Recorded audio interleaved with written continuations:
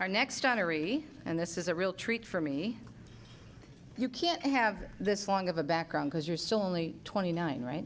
Isn't that true? Paul W. Smith, receiving the Openness to the Christmas Spirit Award.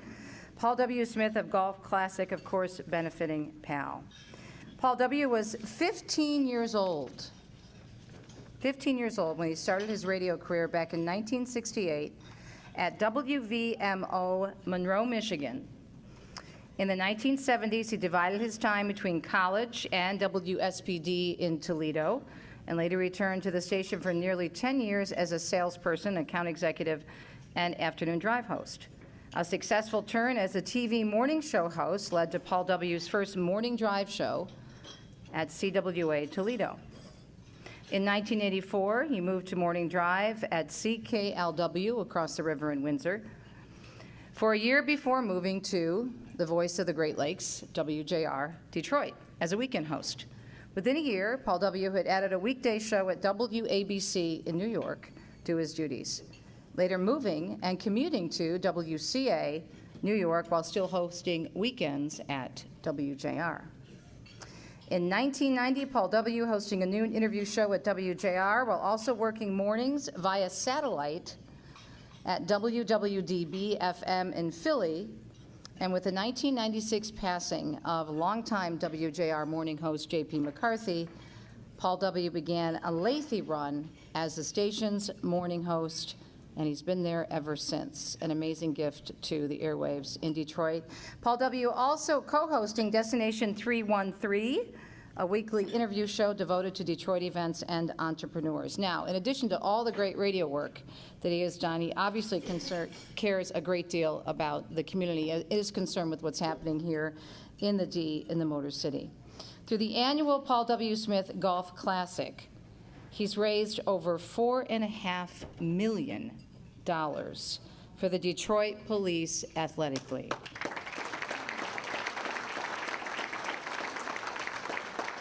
PAL is a private nonprofit organization that's working to make Detroit a great place to be a kid-friendly area and raise a family, of course. Now, in partnership with the Detroit Police Department and community volunteers, Detroit PAL builds character in young people through athletic, academic, and leadership development programs. Paul W., congratulations. Come on up here and receive a very well-deserved Openness to the Christmas Spirit Award.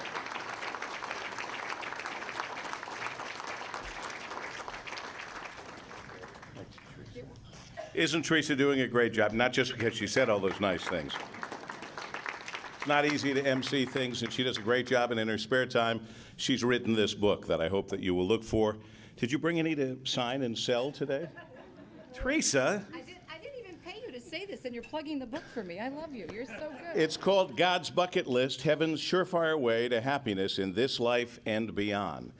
And I just looked through it, and it looks wonderful. So you might want to pick that up, Teresa. Way to go. I think Rennie and Esther Kaufman, who are not there right now, did a heck of a job.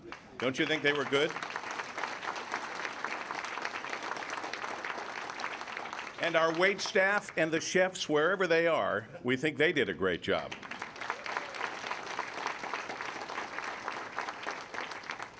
And on behalf of Livonia's Steve Courtney, my sports guy, it's great to be here, and I thank the Mayor, Kirksey, and the Livonia City Council for making it St. Nicholas Week. I live a charmed life. It's been, in fact, and continues to be, it's a wonderful life, matter of fact. What's not to love with my weeks filled with nights like this where everywhere I turn I say, hello, Santa, and I mean it. It's not too bad. I'm the one who seems to get all the gifts all the time, even though Teresa's talking about all the different things that I do, and it's my pleasure and my privilege to help as many people as I can, as I get up every day to do something that I love and have loved doing for, I can't do the math, it's like 45 years. 45 years of never not wanting to go to work. Believe me, there have been mornings I didn't want to get out of bed because it's too early in the morning and I'm a night guy. But I get up, and once my feet hit the floor, I'm happy to be going to work. And to have a day like this where I get to sit with Joanne and Ted Lindsay, former recipient of one of these fine awards. Joe Koser and his family, and then Ron Mann and Chris Baker, who you'll meet in just a moment, from the Joe Koser Foundation for Children. I live a charmed life. I live a lucky life. I am a very, very lucky, blessed man. And I tell you, of all the gifts I've received, the greatest gift I've ever received, and I'm saying this now, you expect this from an athlete in the doghouse or somebody who's in trouble in one way or another. I'm not in any of those positions, as far as I know. But the greatest gift I've ever had is my wife, Kim.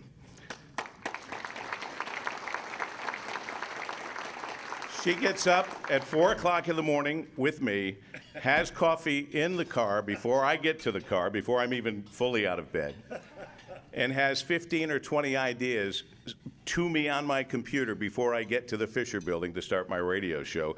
And she does this every day.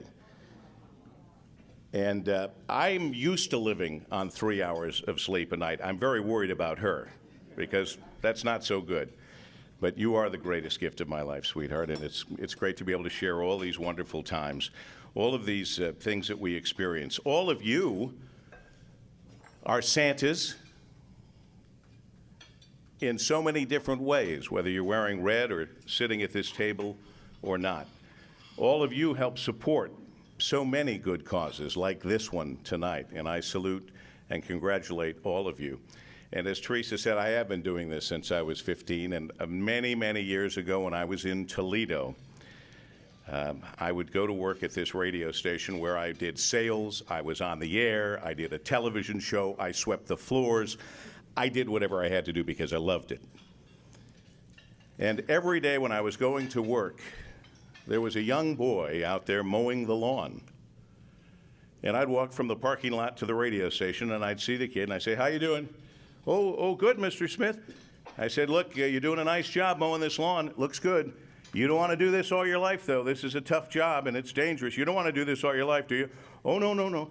You doing well in school?" "Oh, yes, sir." Did you do your homework last night?" "Oh, yeah, yes, sir." This went on for a couple of springs, you know. There's a kid mowing the lawn. "Hey, it looks good. Very good. Looks good there, Lewis. Did you do your homework last night?" Yeah, I did, Mr. Smith. I did my homework." "Any tests? You well on your tests?" "Oh, yeah, I did really well on my tests."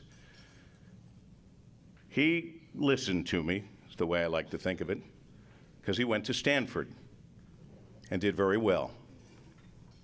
He then went and got his Harvard MBA. Obviously, did very well. And a year and a half ago, he bought my radio station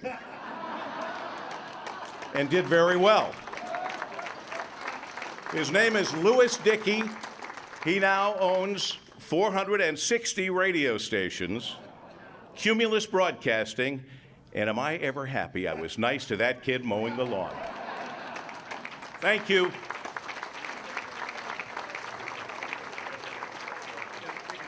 And I do want to thank Father Marquis for putting this whole thing together.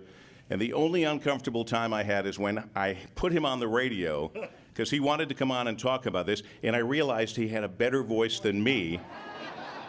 And I thought, I got to get this guy off the air. I need this job.